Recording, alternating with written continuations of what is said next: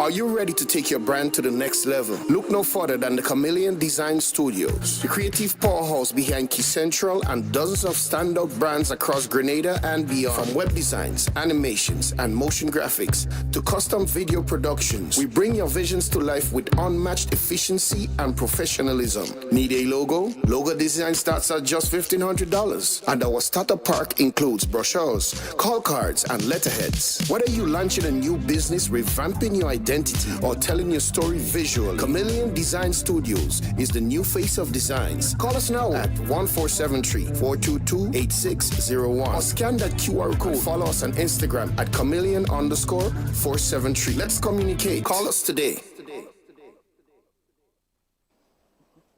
Thank you very much, Kitaka, and let me say a very warm good morning to all of our viewers and listeners, members of the media.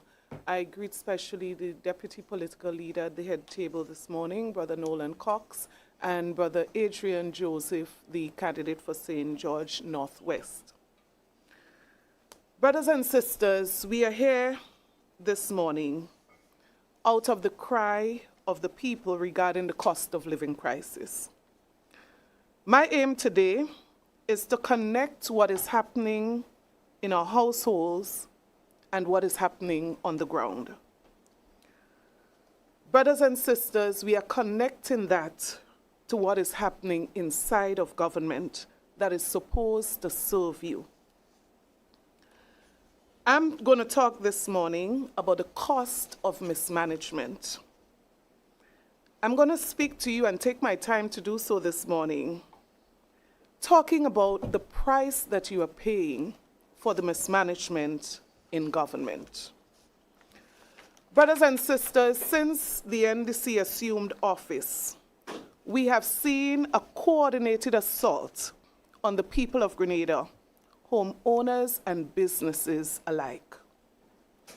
The government added VAT on sugar in their very first budget cycle. They increased the cost of electricity by reinstating taxes and non-fuel charges, which the NNP administration had removed to bring relief to the people. The onslaught did not end there. The government went further to introduce a renewable fuel charge on electricity. They introduced a levy and new charges on water, and more recently, added a new tariff on electricity. As the majority owner of Grenlec, the government of Grenada is a decision maker, not a bystander. They choose to let the fuel subsidy expire without considering the struggles that families face daily to put food on their table. And to make matters worse, Grenadians may soon face higher water bills as rate of water is likely to increase. When the utility costs go up, the cost of everything else follows. It is a hidden tax on your basic goods and services. By refusing to manage these core utility costs, the government has triggered a domino effect that is making life unaffordable for the average Grenadian. People throughout the length and breadth of Grenada are paying the cost of this government's mismanagement. While the average Grenadian family is being told to tighten their belts, the government is loosening theirs. The government is currently running a deficit of over $300 million, spending monies that we don't have. But look at where it's going. While all this pressure is being placed on the people, government ministers took a 150% salary increase, giving workers 12%. They intentionally adjusted the fiscal responsibility rules to cater for themselves. With a deficit of over $300 million, the government sees it fit to procure new vehicles for members of parliament and even luxury vehicles for some government officials. Can we afford the additional maintenance cost of these vehicles and the additional monthly fuel cost capped at the lower end at $72,000 per year just for government ministers? While they buy new vehicles with free fuel, they increase license fees for vehicle owners on the road, a maintenance charge. Look at the conditions of our roads. Vehicle owners are already struggling with the increased maintenance cost they are forced to pay. So yes, we know that there is imported inflation and that cost of living is increasing throughout the world. We know that. But when the very policies of your government sends a clear message of insensitivity and compounds the effects of the rising cost of living, resulting in hyperinflation, it is now unacceptable. It is unacceptable. It must never be excused, and it must never be justified.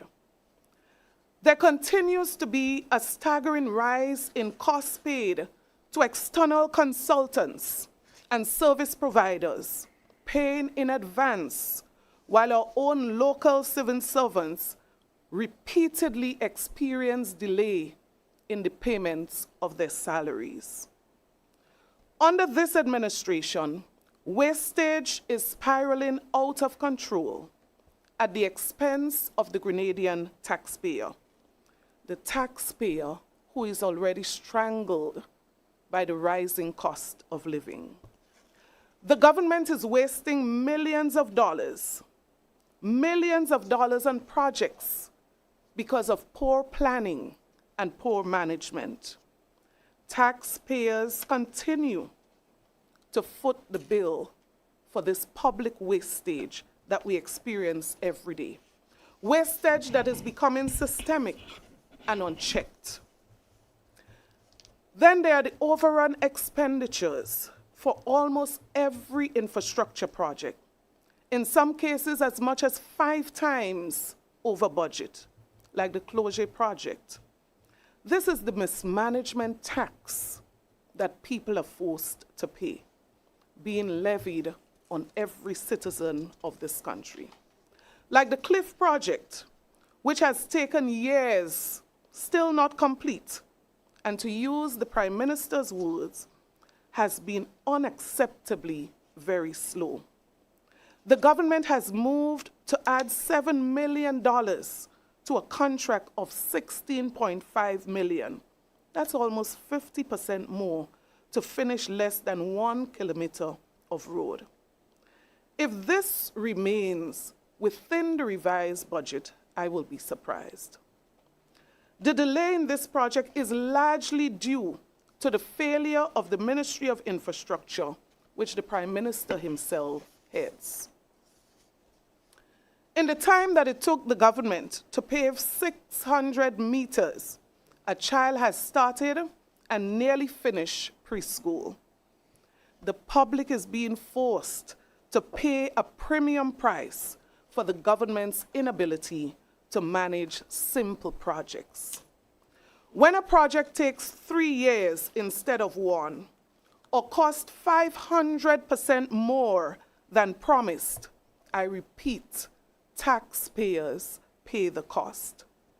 When the government spends over $17 million on Project 500, with only 17 model units to show, taxpayers pay the bill. Meanwhile, patients at our health system are without oxygen. Some ambulances are barely functional when emergencies arise. The fire service lacks adequate trucks. These are the life and death infrastructure of a functioning state. The government cannot find relief for the fundamentals. Still, it can find millions of dollars to buy new vehicles for parliamentarians, pay for the Prime Minister to rent a private house, purchasing luxury vehicles, flying around the world first class. That is a choice, and Grenadians deserve to know that this choice was made by their government. We don't expect members of the government to feel your pain, but we do expect them to do their jobs. To ignore this crisis, which is getting worse every day, is to abdicate their responsibility as a government. To let this go unchallenged would be us abdicating our responsibility as an opposition. With all these things happening, I have been watching some public conversations carefully, and I see a troubling trend where some persons who are generally defensive of the government attempting to blame our cost of living crisis on external factors, saying that government's hands are tied and that we must just simply endure the hardship. External factors are real. Let's be clear about that. Supply chains remain fragile. That is true, but do not deny this. We all know that there is imported inflation that's contributing to the cost of living, contributing to the rising price of goods and services. But let me be clear, even clearer, on what that really means. It does not mean that the government is released from its obligation to bring relief and support to its people. It does not excuse the government from the decisions it has made that have added to the external factors, making it even more difficult for Grenadians to cope. Acknowledging that there is a storm outside does not entitle you to stand on the veranda and watch along till it arrives. Government warns the public. A responsible government opens the shelters. A responsible government protects those that cannot protect. The question is not whether global forces are real. The question is, what is the government doing about the part of this problem that lies in their hands? And the evidence suggests that the answer is very little for the people and quite a lot for itself. Our nation is taking very little steps to address this issue. Barbados negotiated a private sector price lockdown on essential items with closely monitored enforcement. Guyana is aggressively subsidizing farmers to kill the import bill. Brothers and sisters, we cannot allow our government to abdicate its responsibility. These leaders did not wait for the world to change. They changed their policies. The NNP administration understood this.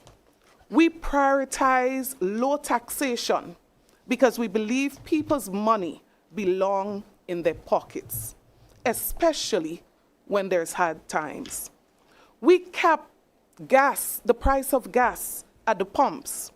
We removed all taxes on electricity and reduced the non-fuel charge by 25%. We did something to bring relief. And on top of that, we left over $500 million in reserves, ensuring that Grenada will never have to face a crisis empty-handed. That is leadership. That is leadership. What is the government doing in a serious way to bring relief for the people? So when we challenge the government, we aren't asking for impossibilities. We are asking the government to do the part that is in their hand.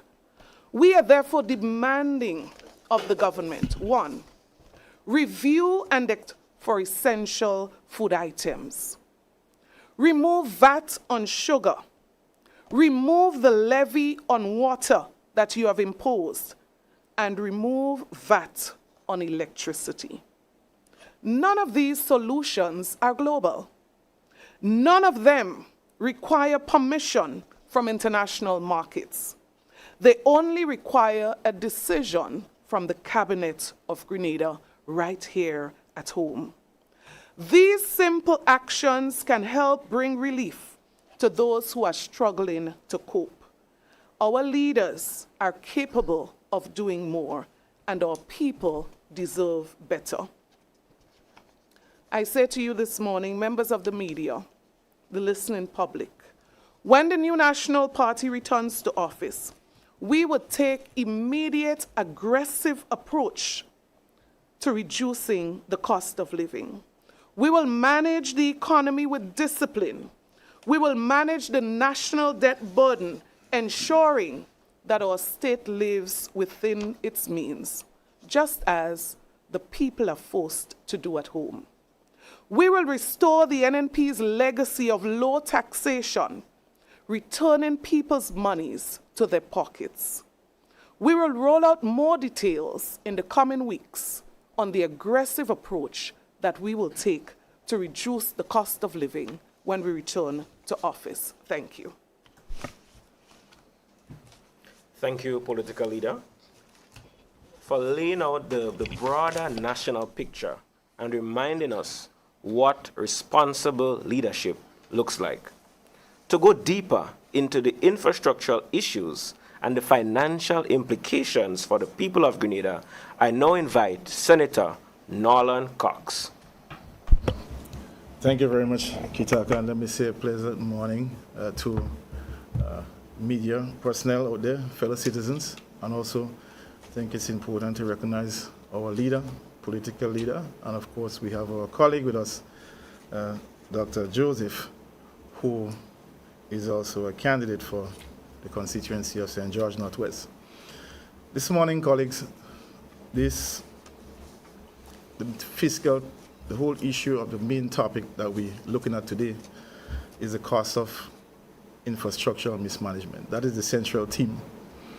And today, when we speak about the infrastructure mismanagement, it's something that touches every household, every business in Grenada, Carriacou, and Petit Martinique. And that is the real cost. We're going to look at the real cost of infrastructure mismanagement this morning. The public outcry about the state of our infrastructure has been extremely loud, and everyone can attest to the condition of our roads currently. And by his own admission, the Minister for Infrastructure and also the Prime Minister of this country has acknowledged inconsistent payments, unnecessary expenditures, and unjustifiable costs. Those are not my words. Those are the words of the Minister for Infrastructure. This is not a minor oversight. This is a confession of a failed oversight. Infrastructure projects under this administration have been consistently plagued by exorbitant cost overruns, extensive delays, even with the establishment of a new ministry of mobilization, implementation, and transformation. We're still having those issues. And when projects run over budget, taxpayers pay the difference. They pay the cost, either through higher debt, fewer services, or stalled development elsewhere. But this damage goes beyond the national budget. Infrastructure mismanagement has personal costs. It has cost to businesses. It has cost to livelihoods. And for the businesses, we understand currently, with the condition of our roads, the true costs of some businesses have increased. The time it takes to get to and fro because of the condition of the roads, some persons actually give up. Some businesses have to close early because patrons can't come, customers can't come. The road is impassable at times, especially when rain falls. And so these are real issues that are affecting persons out there. So let's look at the construction industry, which really employs 1 in every 8 Grenadians, our construction sector. According to Central Statistics Office, the figures show that employment in the construction sector declined from 6,000 workers in 2024 to just over 5,000 workers in 2025, nearly a 17% reduction. At the same time, there are significant discussions, and of course, persons who have already engaged in hiring or importing labor. These have consequences. While the discussions may have some validity, there are significant consequences. What does this mean for our local tradesmen and tradeswomen? What does this mean for our young apprentices trying to enter the construction sector? What does this mean for long-term sustainability of our domestic construction market? Recently, we have heard that the government has adopted a new infrastructure policy for road construction in particular and maintenance.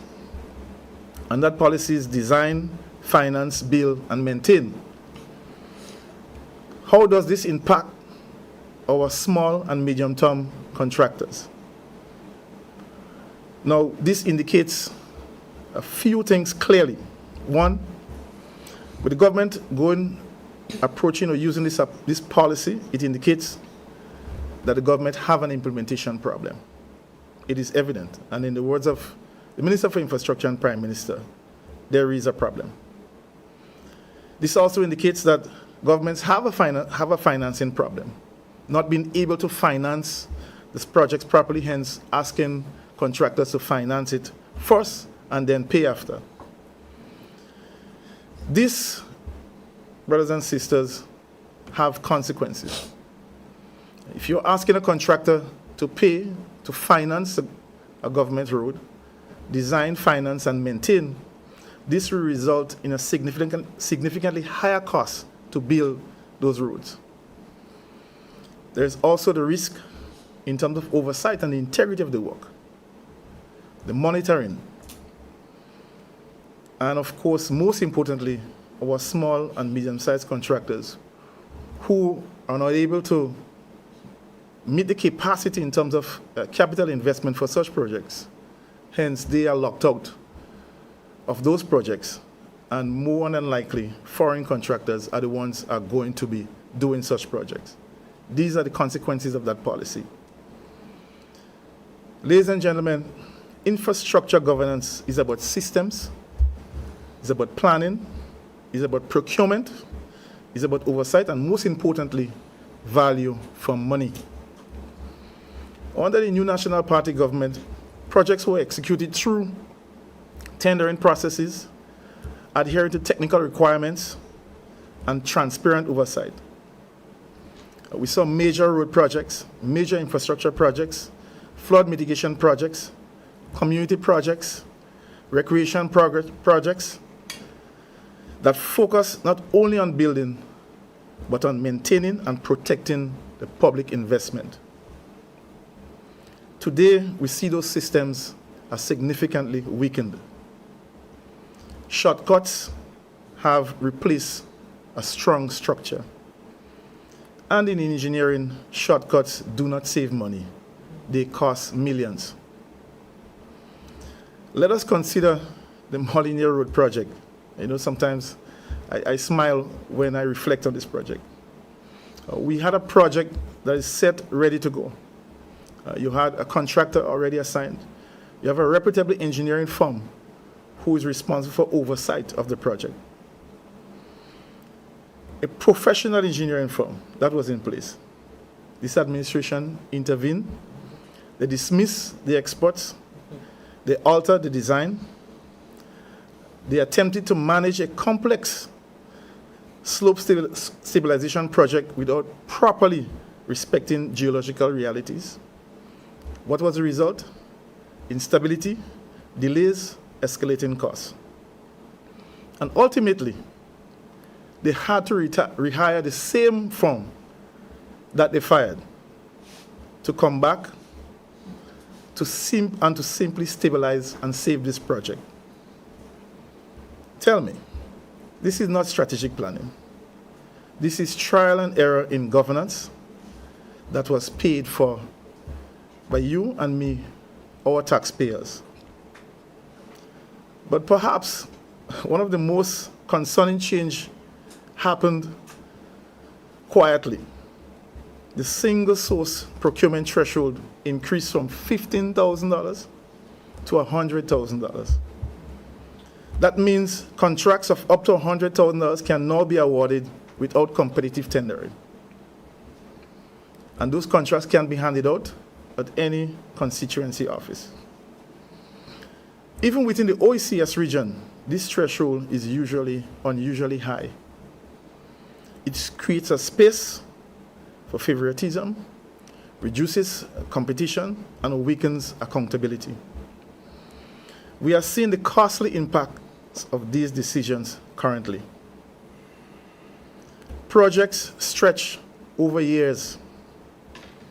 The Bailey Road, which started in 2023, multiple contractors working on a policy of day work. Contract to move debris after the hurricane. And I think this is an important information for person to understand when we say significant cost overruns and wastage and mismanagement. And let me just give you an incident that happened. A contractor was engaged to provide services to move debris. He indicated a cost. He was told that his cost was too high. The government in turn engaged another contractor. Whatever cost he provided, they agreed and he proceeded to do the work. The second contractor was engaged, hired the first contractor who was refused. And he was paid the same amount that he indicated to the government. So tell me, I want you to tell me what is happening. And that is what we're speaking about. If it was done in a competitive way, we would have had these issues. So infrastructure is not managed through press conferences or press briefings. It is managed through constant, hands-on technical oversight. That is how it is managed. And it's important for us to recognize that when it comes to infrastructure.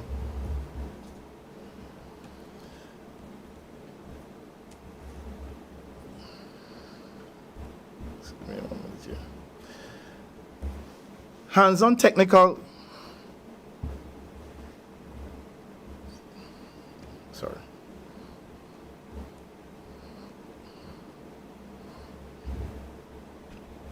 1 minute.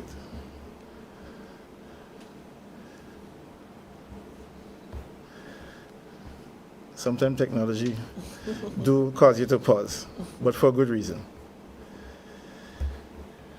As I was saying,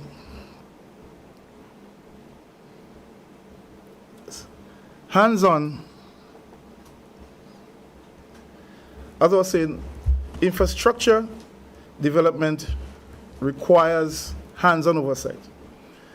Now, I could recall in Parliament on several occasions, I made a call respectfully,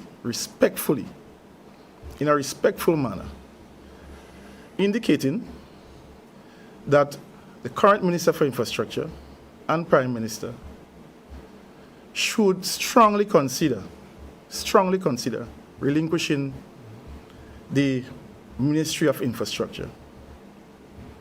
And I said it then, I said it now, and I firmly believe that infrastructure requires significant oversight, hands-on, that requires person to be on the ground and grounded to ensure that you look, you be there, you see results, you see reports, and what is happening now is a far cry from what is required.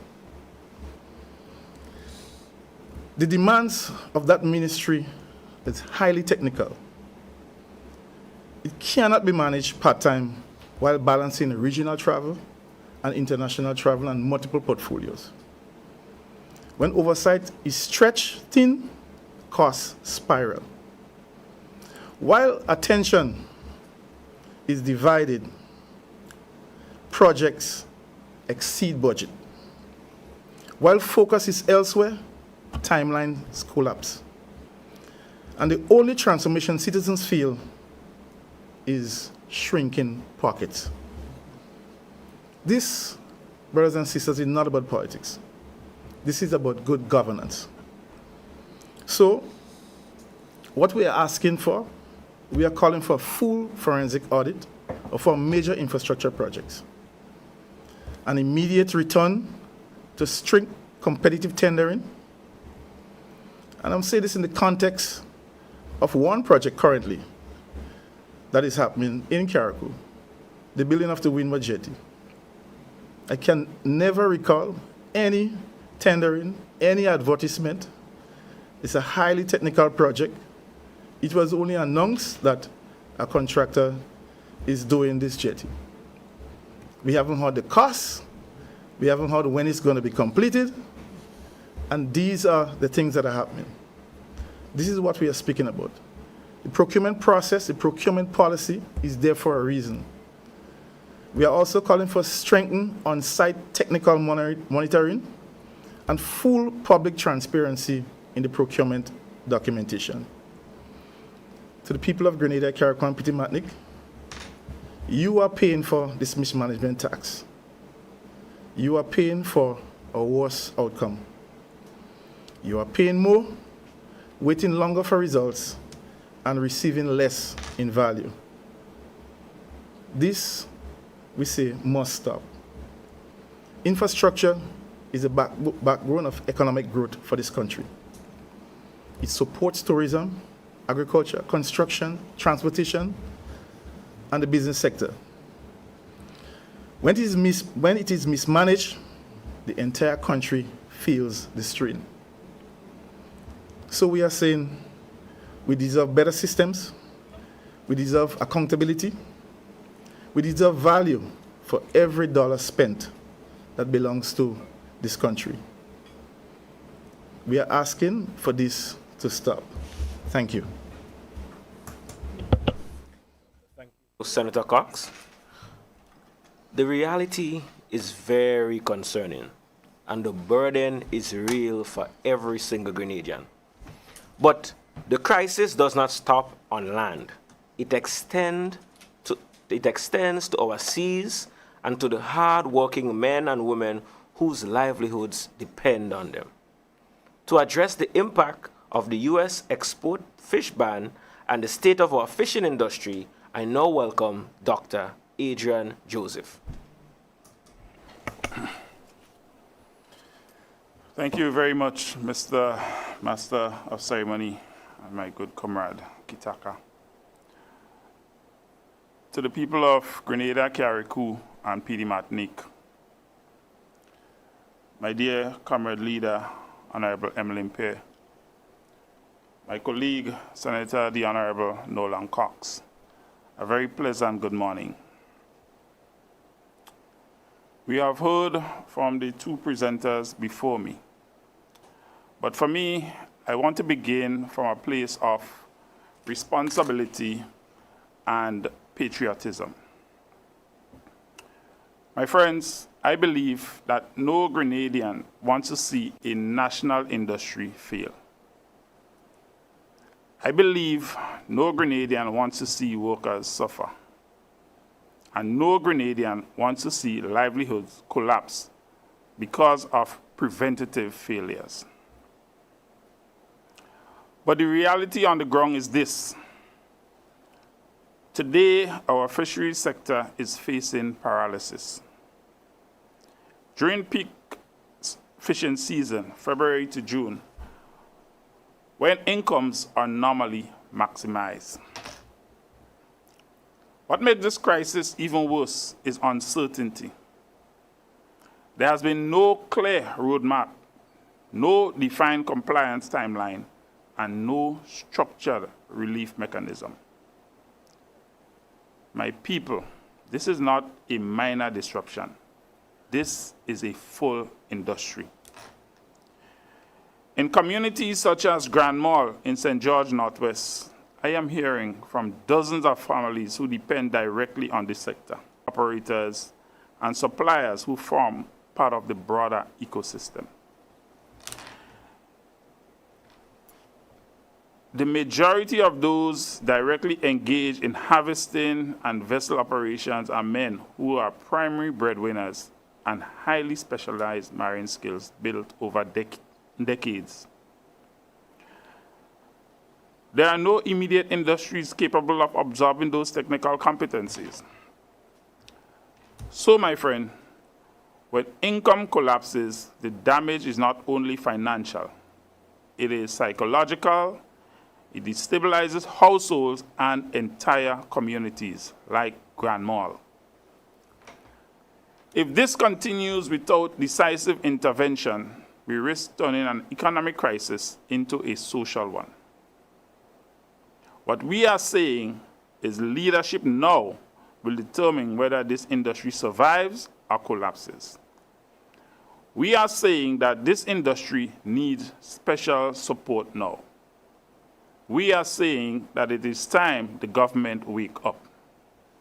Thank you.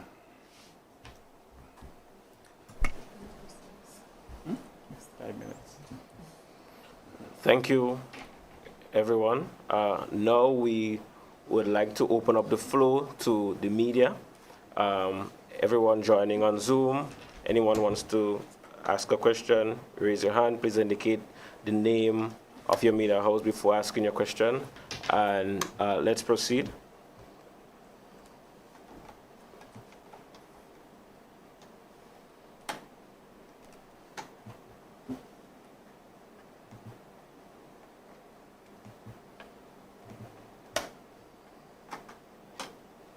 Any questions, members of the media?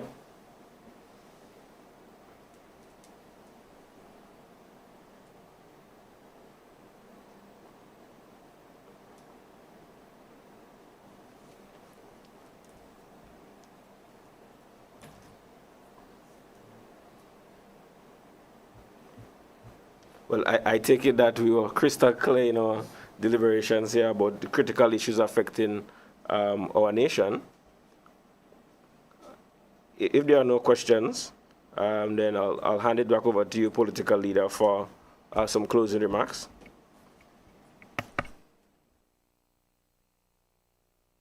So I'll close by saying this. I believe every Grenadian with a conscience fully understands what we are facing at this time in this country. Any part of this country that you go to at this time, people would say to you, the major issue that affects them is the rising cost of living. And as we've explained this morning, this cost does not have to be this high. There are things that the government can do, and mind you, some of those things that we are asking the government to do are things that the previous administration did. Simple, immediate actions that can immediately bring relief to people out there. That's all we are asking of this administration. As was indicated, a simple example is the removal of VAT on electricity, reducing immediately the cost of electricity. And what the consequence of this, what the result of this would be, is that almost every household, every business would find some relief. We're calling for reduction in charges on water. That would again bring immediate relief to every household and almost every business. We are saying to the government, additionally, you can also do a review of the price control list. There are so many things that are absolutely necessary, not vehicles. I'm talking about essential items like medication that people definitely cannot afford to purchase. We are saying review the price control list and consider adding some items so that the price would not escalate to the point that people cannot afford those necessities. We are also saying this morning that the New National Party took specific actions in crisis like COVID, Hurricane Ivan, specific measures to relieve the burden on people. And so this is our appeal to this administration. So when the non-fuel charge on electricity was reduced by 25% under the NNP administration, when the VAT was removed, those were measures taken to bring relief. Why can't this administration do likewise? In addition to that, we're appealing to this administration. While you do not feel the pain, as most people out there do, we are asking you to go on the ground, empathize with the people, identify the challenges, and take action, change policies. You cannot continue on a trajectory where the focus is on you and not the people. So this morning, our appeal to this administration is to take immediate action. But most importantly, we are ending by saying to you, we would implement an aggressive plan to reduce the cost of living for Grenadians when we get back into office. And we are going to start with those simple things immediately that we know can bring relief. So the question is it impossible to cushion the burden of the rising cost of living? Is it impossible for government to do something about the imported inflation that many people speak about? And the resounding answer to this is yes. There is so much that a caring government can do, and we're appealing to this administration to do exactly that. Thank you. Thank you, political leader. Thank you to all the members of the media, my colleagues here at the head table, and everyone paying attention wherever you are. Before we wrap up, please remember NMP Connect continues tomorrow at St. David at 6:30 p.m. Tune in on all our social platforms. As we wrap up today, I want to say this important thing. The people of Grenada deserves a government that is transparent, they deserve a competent government, and they deserve a responsible leadership that understands that policies is not just something on paper, but it's something that should affect the lives of the people in a positive way and ensure that their lives can improve and their circumstances can get better. And the progress and the success of a government must be measured by outcomes and not just announcements and photos and videos on social media. May God continue to bless our nation, and may we continue to work together for a better Grenada that truly works for everybody. Thank you, and be safe.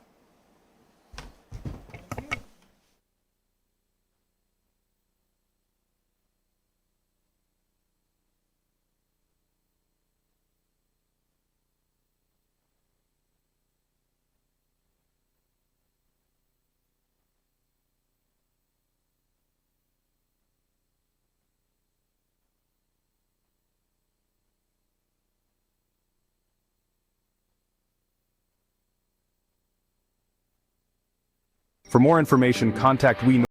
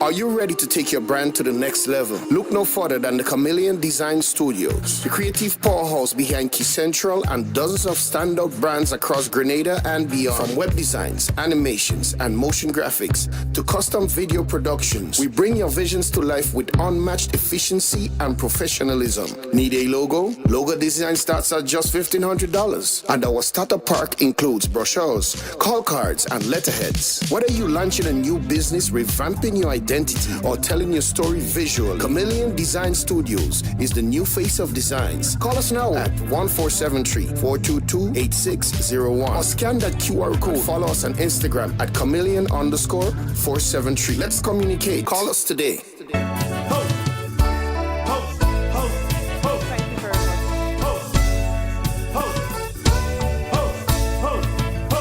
People get ready, 'cause the greenhouse is open. You don't need no passage, just walk right in. People get ready, 'cause the greenhouse is open. Everyone. And good night to everyone. Once again, it is time for Talking Points. My name is Sheldon Scott. I'm here with you up until the 10 o'clock hour. Hopelessly we have roamed. Now this house is a home. Man, how could you sleep at night when Yeah, so we brought for you the press conference from earlier today, gave nothing? speaking about some of the issues that our people are facing. You forget. Representing the rich and mighty while neglecting the poor majority. That's wrong. But they come. And indeed, if you've got to get some more information, remember tomorrow, it starts from 6:30. That's the NNP Connect. It's going to be taking place out there at the current government school. So that's NNP Connect. It's taking place at the current government school tomorrow. What's the matter with the mic? Behave, mic. Yeah, it's 6:30 tomorrow at the current government school. And up to bat, of course, caretaker for the new National Party in the St. David constituency, Mrs. Nolene Thompson, Mr. Christopher Diali Jr., the caretaker, the candidate for South St. George of the new National Party, and Mr. Michael Batiste.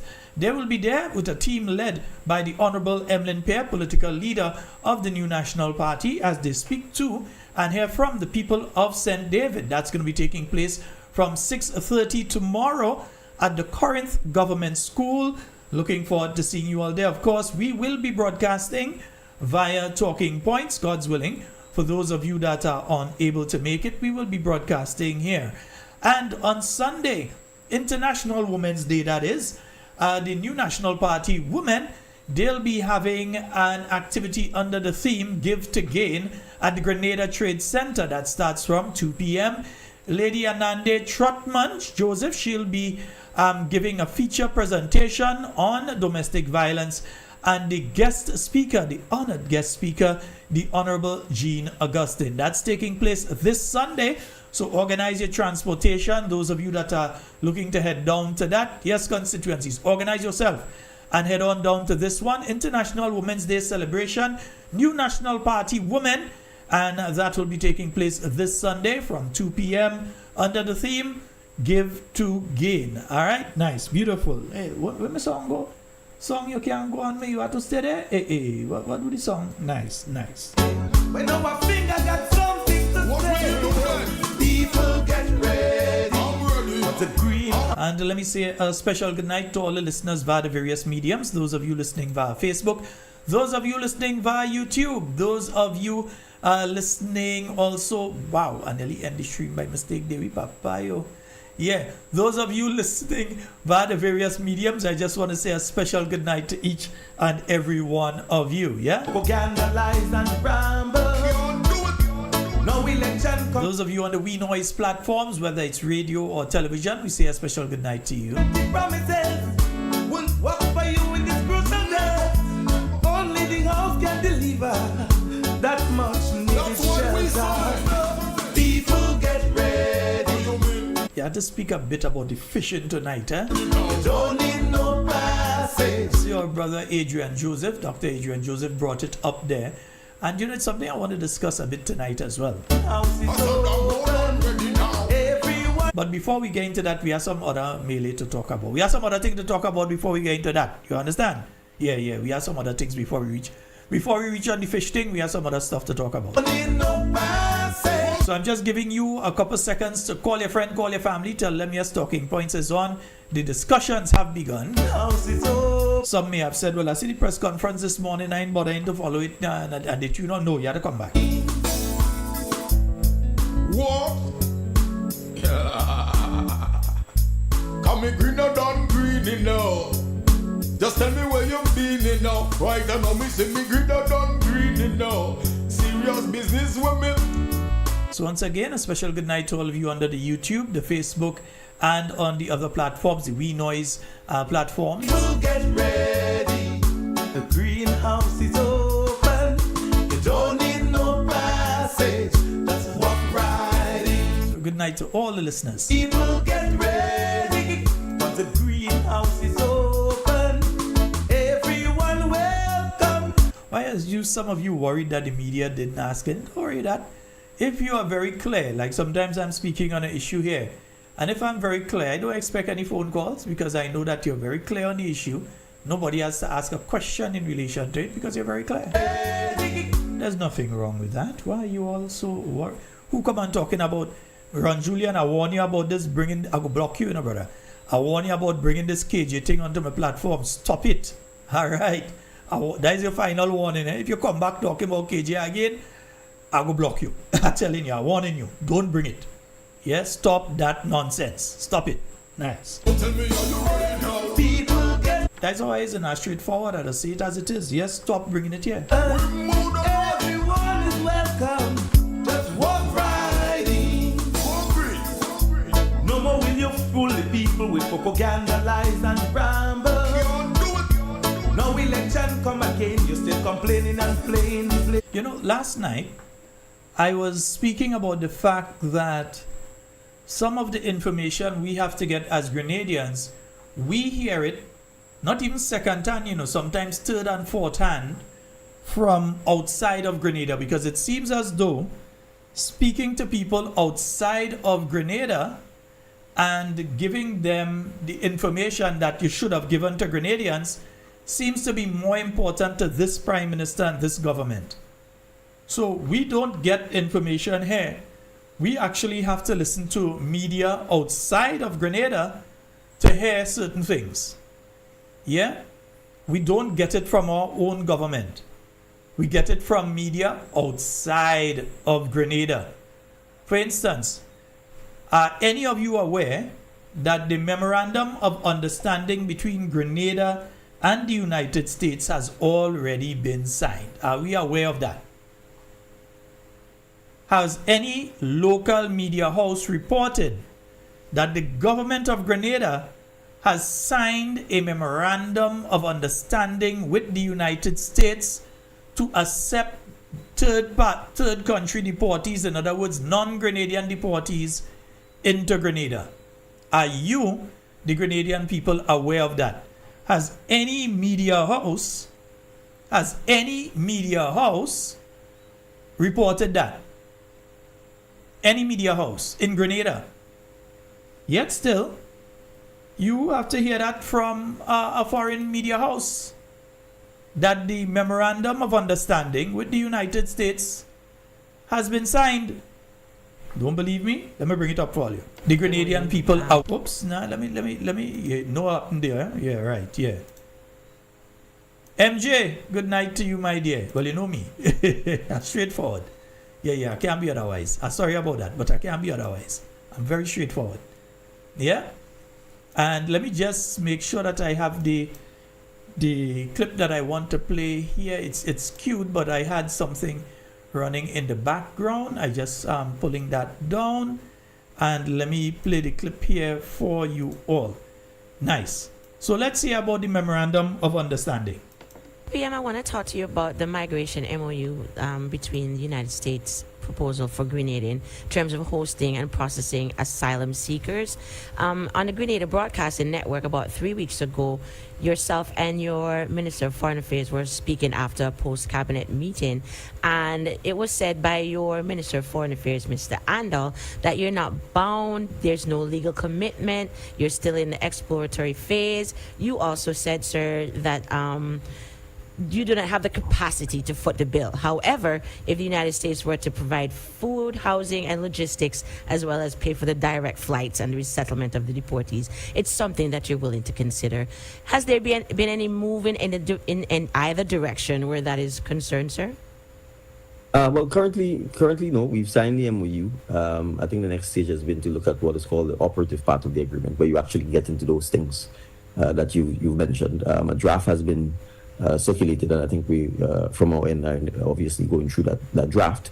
We had agreed within the OECS to try and take an OECS approach to the matter, bearing in mind, I think, the unique circumstances of the OECS. It's quite easy for me to go from Grenada to Antigua to St. Kitts to Dominica to St. Lucia. I think we're mindful of that fact as leaders within the region, and so I think we want as much as possible to have a consistent approach to the issue. So that's basically where we are currently.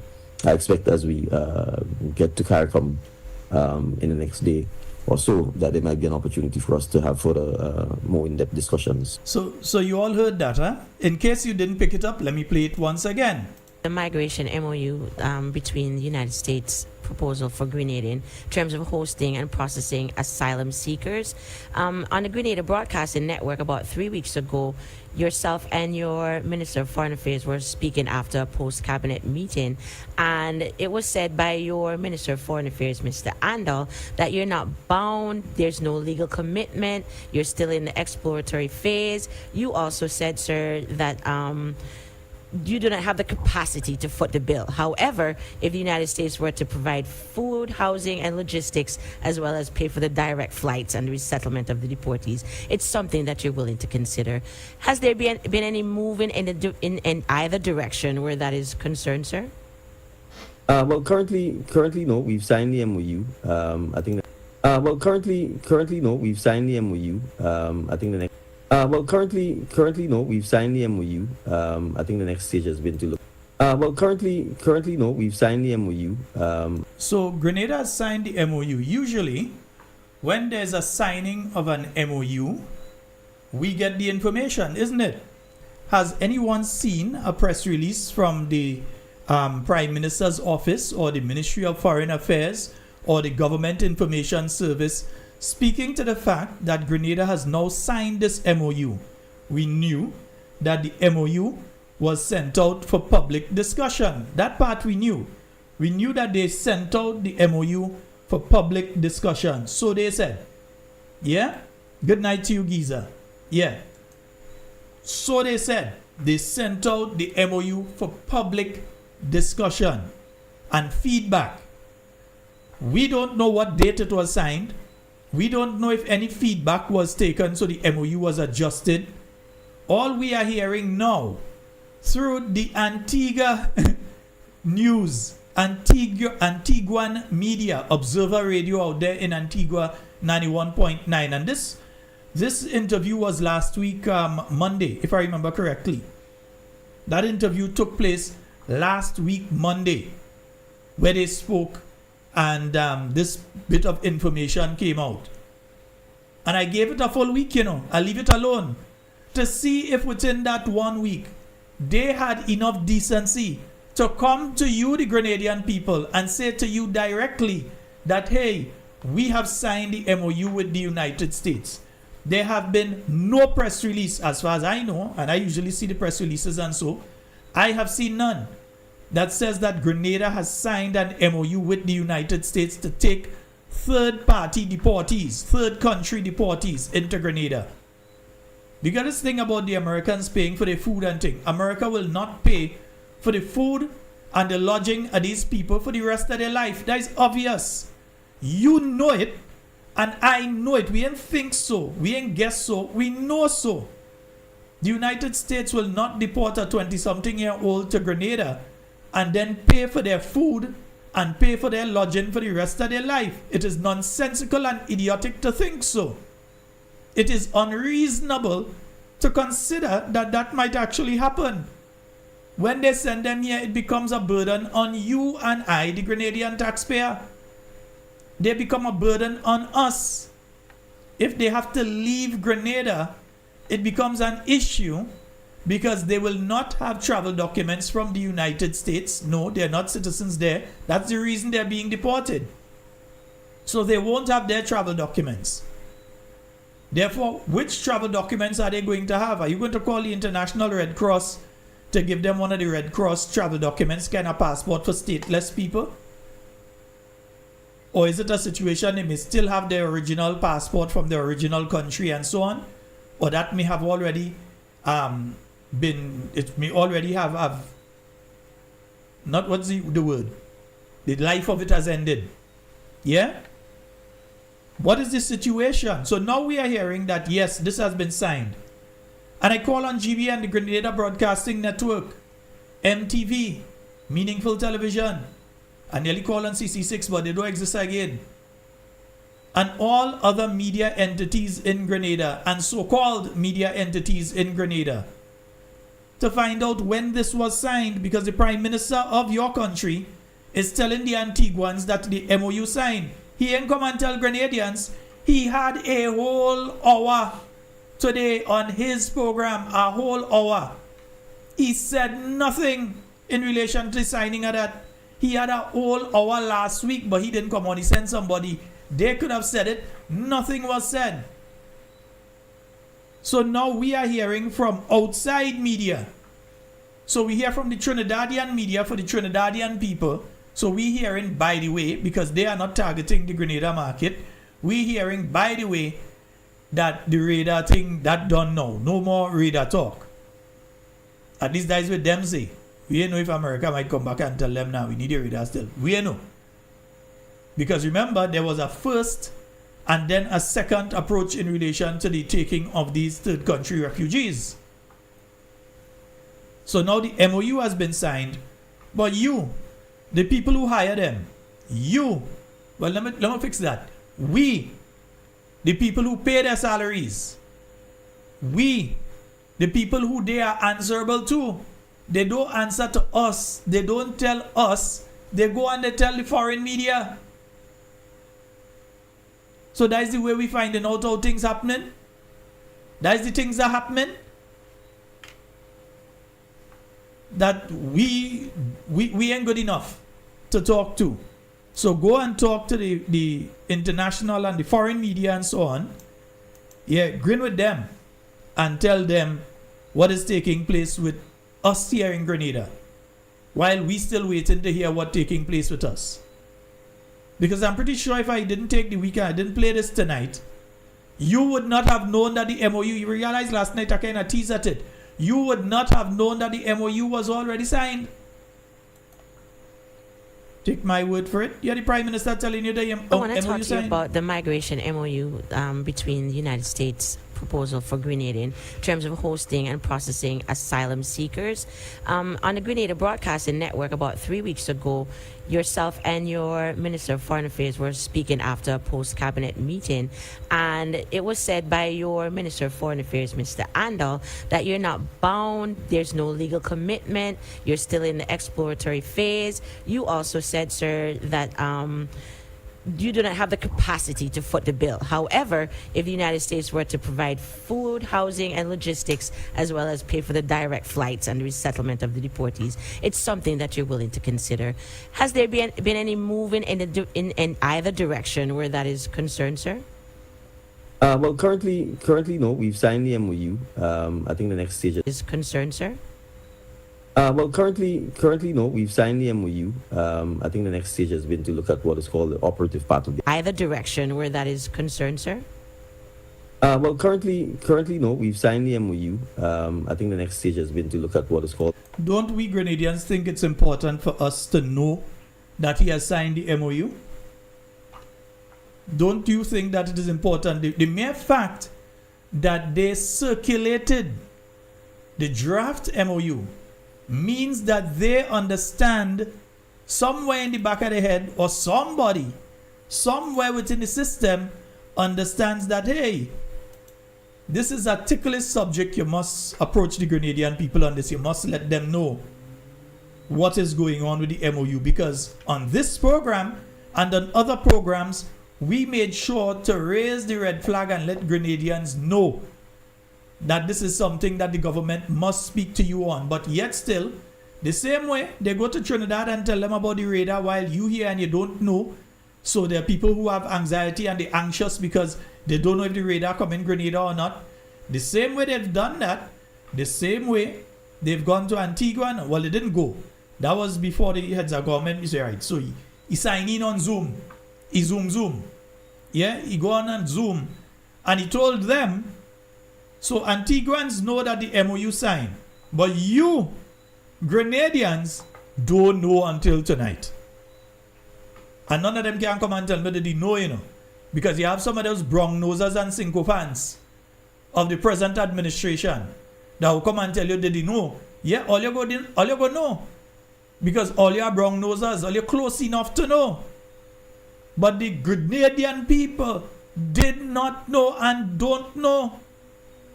We don't even know if it is amended, if changes were suggested and amended, so that the MOU that we saw coming out from them, the proposed MOU and the draft MOU, is what was signed. We don't know if afterwards they go and they put in it all kind of nonsense and that is what was signed. We don't even know what was signed. When they sign in other MOUs and all kind of things, they come in and tell you, oh, we signed X amount of MOUs in Cuba. Remember that? We signed X amount of MOUs with the European this or this person or that person. Or we signed MOUs out in Africa, in Ghana. We signed MOUs here. They put press releases and they tell you why they hiding the fact that they signed this MOU. Why the fact that Grenada has signed this MOU seems to be a state secret. Are we not good enough to know our own business? Oh, I forgot. Things in Grenada are on a need-to-know basis. Yeah. Things in Grenada are on a need-to-know basis. So right now we're still waiting to hear from the government. Otherwise, that the MOU has been signed and to know what was placed in that MOU. Because we don't know. We don't know. We don't know what they have conceded. We don't know what they have said to the United States. All we now know, as of the 3rd of the 3rd, 2026, all we know for sure is that the MOU has now been signed. Yeah? And I want you all to listen to something else here, because I thought the thing was named Project 500. I didn't realize the thing was named Project 400 or Project 14 or Project 17. I thought the thing was... Listen to this. Listen to this. Really short in terms of rapid fire. It's on the nutmeg, electricity, housing, security forces, and cannabis. As quick as possible, when will the first major local processing factory actually open for business regarding the nutmegs? I can't give a definitive date. I am due to tour the processing plant, I think, shortly. And after doing so, I'd be in a position to give a definitive date. But we're hoping it can happen this year for sure. Okay, green light rates are creeping towards 60% per kilowatt. Will the government step in with a subsidy for low-income households? We already have a subsidy in place for lower-income households. There's a $10 subsidy for any household that consumes up to 99 kilowatt hours of electricity. And we've had that in place since the government has been in office. How many Grenadian families will officially receive their keys to Project 500 homes before the end of 2026? Well, there are 17 pilot homes that have been built. I suspect unless we keep one or two for models, that probably at least 14, perhaps out of those 17, if not all 17, would likely get the keys before the end of 2026. Your security forces just got a 4% raise. Is there any room left in the budget for a top-up later this year? I'm not sure there's any room left for a top-up. We still have to settle with our teachers. We still have to settle with our public, the larger public workers union as well. So we have to bear those factors in mind. But the police in particular, for example, have benefited from significant adjustment in pay and grade, which occurred last year that saw on average a $700 increase in police officers' salary. So I think certainly in the last 12 to 18 months, there's been enormous improvement in the remuneration package for particularly our police officers. Awesome. And finally, is it legal to plant yet, or are we still waiting on the board? Give us a yes or no on the current status. It's not legal to plant just yet. So I hope that you all listen carefully to the questions that were asked there. And let's go back and we'll take it from the first one. Prime Minister, we have 5 more questions, but they're really short in terms of rapid fire. It's on the nutmeg, electricity, housing, security forces, and cannabis. As quick as possible, when will the first major local processing factory actually open for business regarding the nutmegs? I can't give a definitive date. I am due to tour the processing plant, I think, shortly. And after doing so, I'd be in a position to give a definitive. Let me ask the question. Any of you know what nutmeg processing plant this man talking about? And seriously, any of you know what nutmeg processing plant the present Prime Minister of Grenada is talking about? He go in and tour some plant. I don't know if it's the same nutmeg. I don't know. I'm not saying it in there. I'm saying I don't know. Maybe I didn't pay attention to that particular one. So anybody that knows, maybe you could give me a buzz and let me know what, nine forget fish, I'll come into that. What nutmeg processing plant is the Prime Minister talking about? Because I really don't know. Yeah? I honestly don't know. Maybe you know, but I don't know. Nice. Let's go. Happen this year for sure. Okay, green light red. So the nutmeg processing plant is going to happen this year for sure, Prime Minister. Let me make sure is that we hear you say? I'm due to tour the processing plant, I think, shortly. And after doing so, I'd be in a position to give a definitive date. But we're hoping it can happen this year for sure. Okay, green light red. Oh, hoping it could happen this year for sure. He still put a little caveat there. Hoping it could happen this year for sure. All right. Are creeping towards 60% per kilowatt. Will the government step in with a subsidy for low-income households? We already have a subsidy in place for lower-income households. There's a $10 subsidy for any household that consumes up to 99 kilowatt hours of electricity. And we've had that.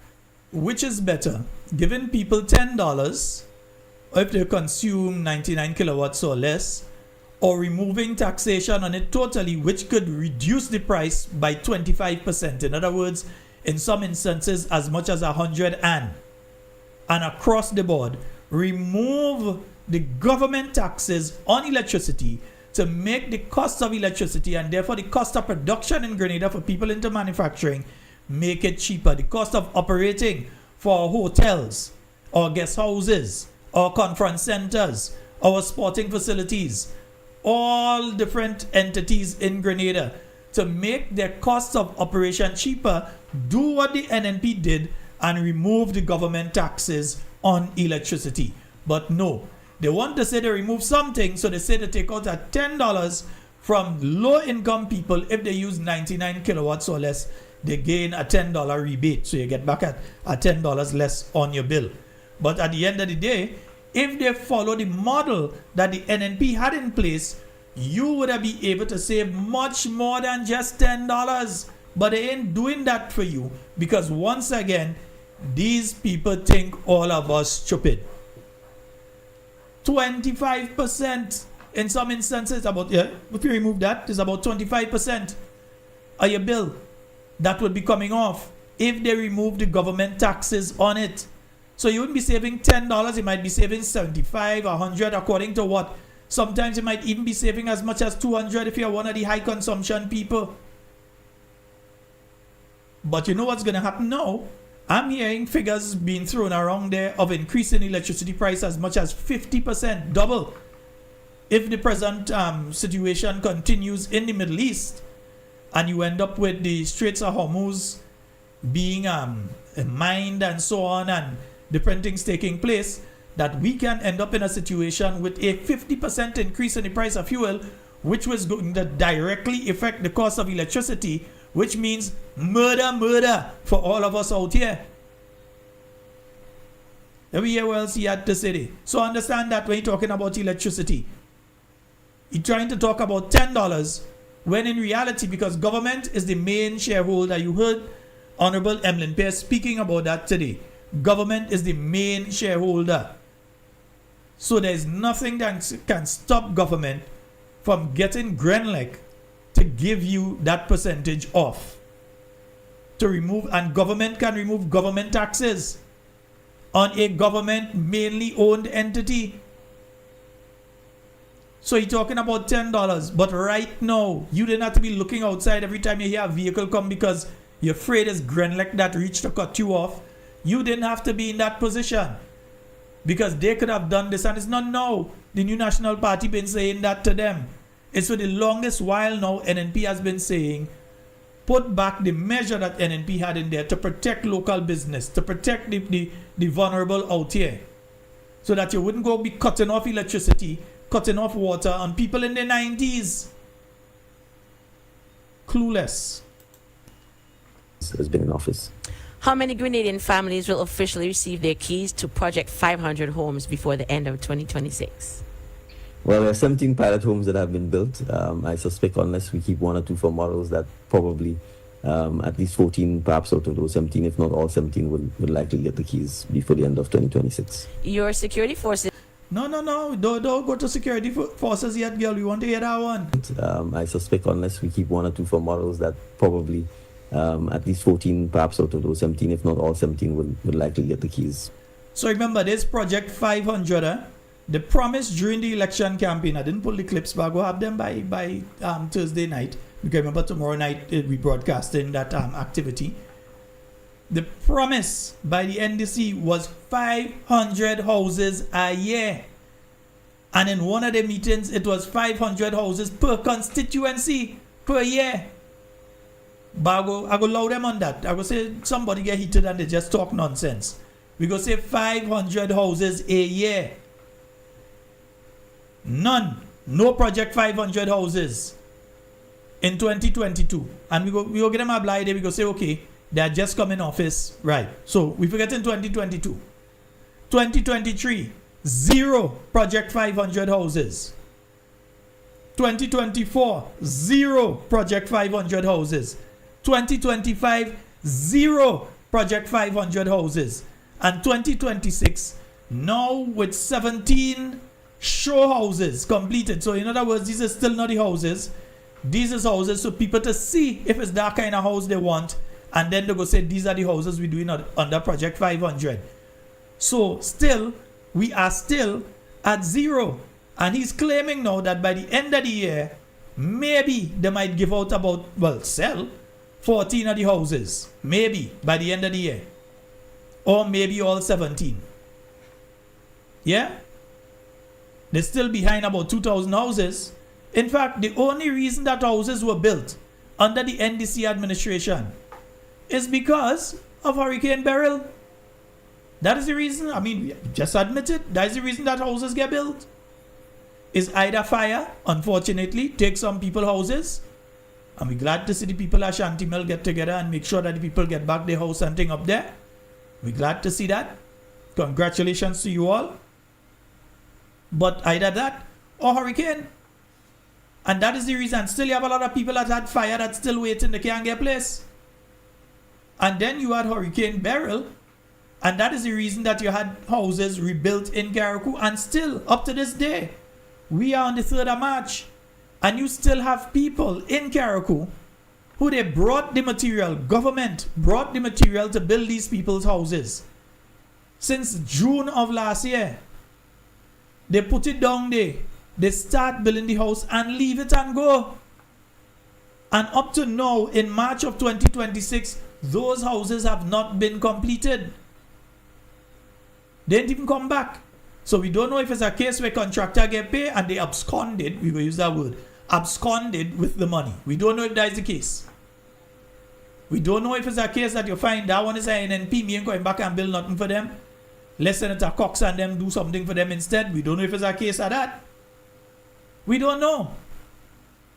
But you have that situation there, and these are not Project 500 houses.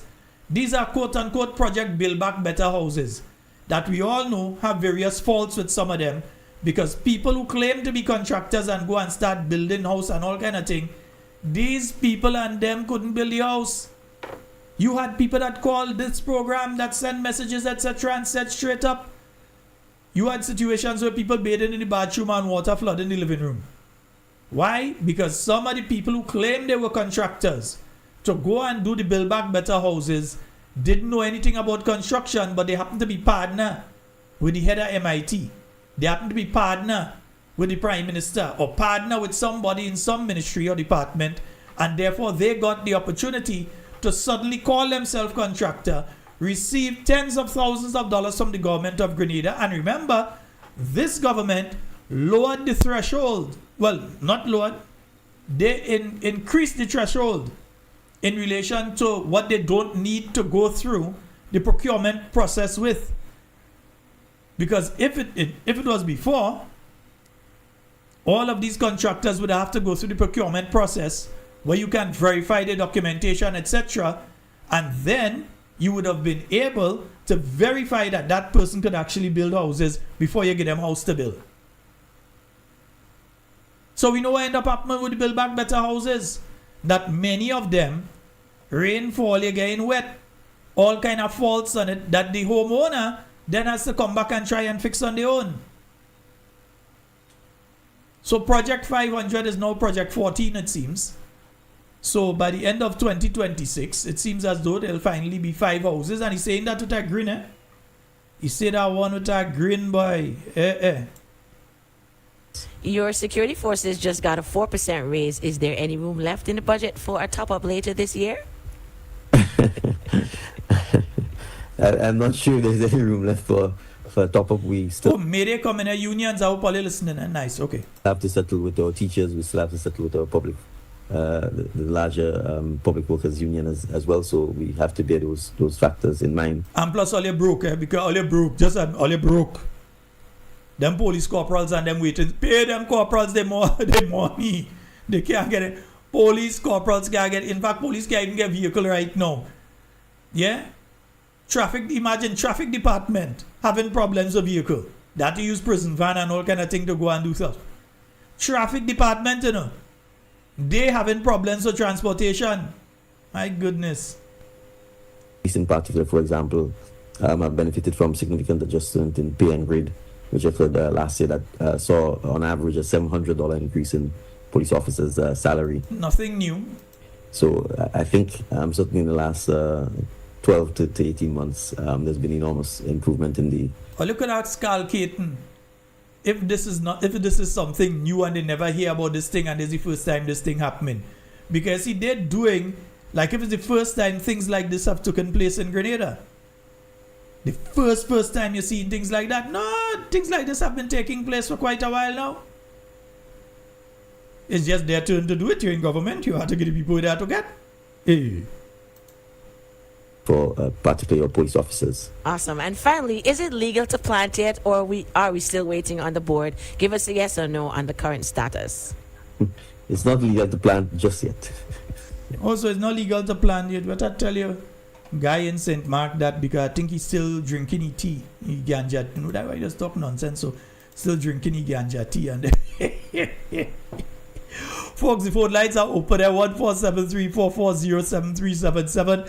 That's 1473440. Mr. Handsome, good night. 1473-440-7377. That is the number for you to call and get onto the inside of tonight's program. Papayo Bawete. What? And it simply means that you are free to. Let's see. Let hear something from him talking today. I heard the Prime Minister talking that thing day today. That is a serious piece of thing, you know. Prime Minister. All right. Let me hear him today. Just a couple hours ago.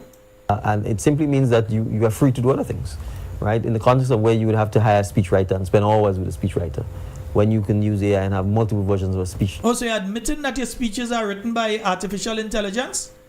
I think it's that you're saying, Mr. Prime Minister. You're admitting that your speeches are artificial intelligence and not you? Okay, let me hear you again.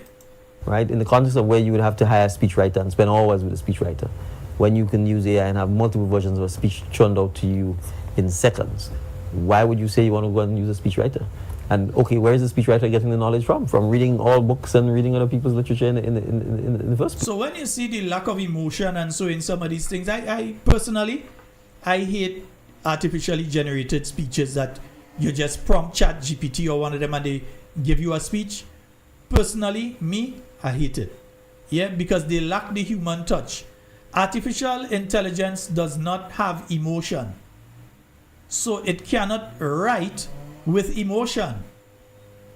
It cannot give that internal voice that a person has, that they would be then able to add the layer of emotion onto for when they're speaking publicly. Yeah? It's a good tool for research. It's a good tool for hints. It's a good tool for that. And even that you have to be careful with, because I've used it before and it gave totally false information. Nearly on a weekly basis, I see it telling me things and I have to just ignore it because I know what it is putting out is wrong. Yeah? I know for a fact what it's putting out is wrong. So when you use something like that and you say, hey, write that speech for me, you understand why they just be talking the nonsense they're talking.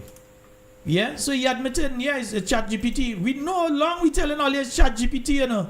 Yeah, the truth must come out one day. We know. In the context of where you would have to hire a speechwriter and spend hours with a speechwriter, when you can use AI and have multiple versions of a speech churned out to you in seconds, why would you say you want to go and use a speechwriter? And okay, where is the speechwriter getting the knowledge from? From reading all books and reading other people's literature in the first place. So it's not as if, you know, all language is built on copying. Right? Someone must have invented the word, invented the speech, the grammar, this. So I think a lot of it is nostalgia. Once you have that kind of rapid change, people will think about the good old days. But you can always preserve the good old days. You can still have physical libraries. You can still have those things so that people know what it used to be like. But I don't think, for example, the way music is streamed now, everyone is asking you for a Walkman. You'd be very surprised the price of a Walkman right now, Prime Minister. Yeah, so long we telling all this chat GPT does write the man's speech. So the man coming out and tell all you know. He's confirming what we've been saying for a long time. Chat GPT that writes in the Prime Minister's speeches. Yeah? Long we tell all you that, all you think was joking or we just saying thing. We know he's saying, Chat GPT that writes in the Prime Minister's speech. But you know, there's a more dangerous thing. And I want you all to listen carefully to this. Yes, we go get to fishing. Don't worry, fishing, we'll get to that. Right. Yeah.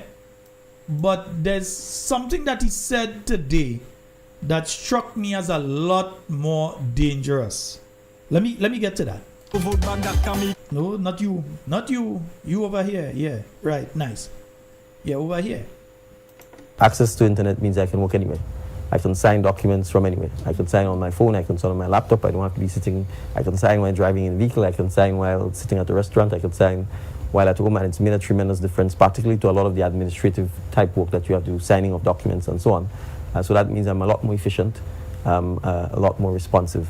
And definitely it means I actually am probably more productive than I would have ever been if we didn't have this technology. Because just imagine you have to sign 150 citizenship certificates.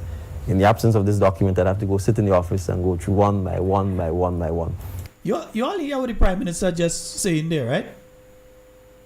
Citizenship certificates, you know.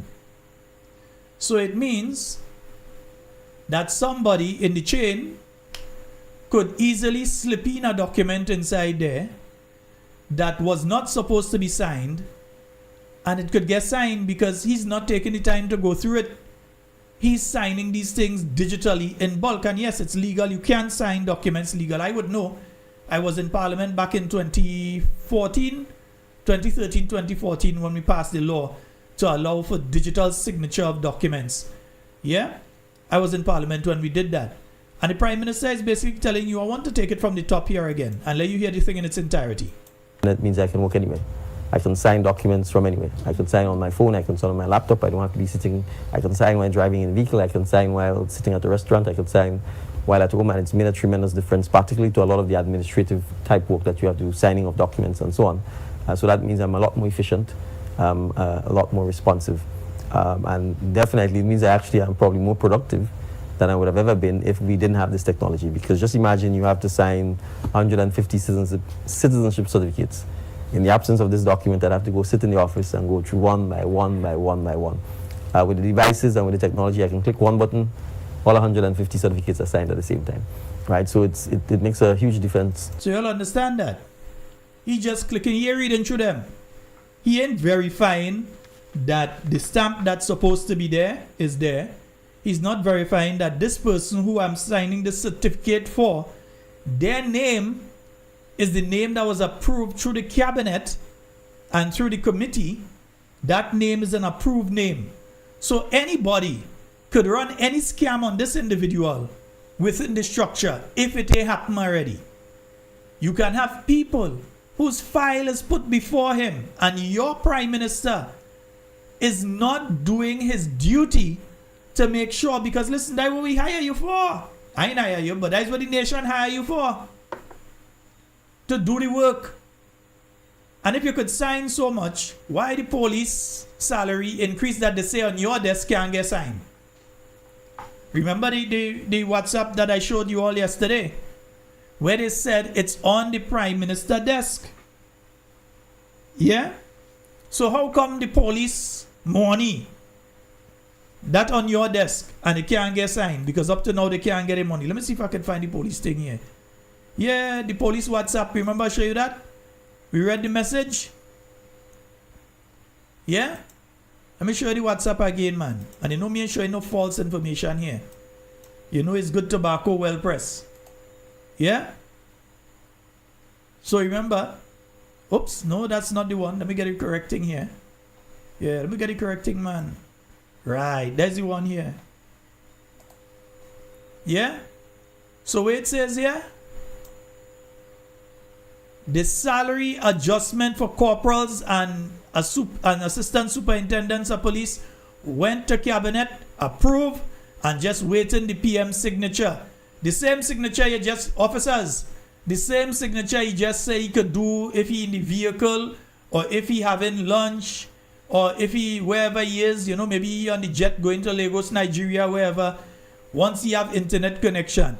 The same man who's saying that day today, that is what he said today. That is the individual that have to sign it. Waiting on you what? His signature? No, that is not the right one. Back to it. Nice, right. It waiting on his, let me see the word. It waiting on his signature. Yeah? And just awaiting the PM signature. So it means that he either have no interest in signing it, or he really just don't care how all you feel about it, but he ain't doing it. Because he for himself is saying no, that it ain't a difficult thing to sign documents. But what about some of the times that they're waiting for him in the Ministry of Infrastructure to sign off on certain things and he's not signing it? So you have projects that failing, you're having cost overruns because projects you're not signing. By the time you do sign, material costs change, you have downtime, all these sort of things, you have other challenges, the weather, all of that, other challenges. So the cost keeps increasing on different projects for the Grenadian people simply because they just can't find him to sign.